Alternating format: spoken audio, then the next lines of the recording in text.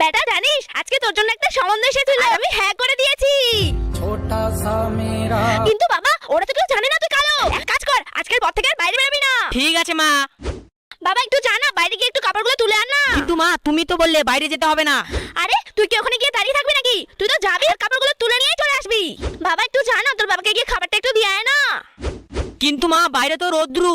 আরে কাজ তো করছে তোর বাবা, তুই তো যাবি আর খাবারটা দিয়ে চলে আসবি। এই নে যা। বেটা মাছ ভাজবো, তেল শেষ হয়ে গেছে, দোকান থেকে একটু তেল নিয়ে এনে দে না।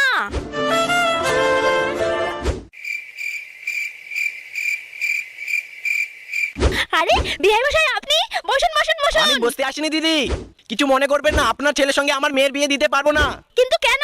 আমি জানতাম না আপনার ছেলে এত কালো। বেটা কিছু মনে করিস না, কালোকে তো কালো বলবেই।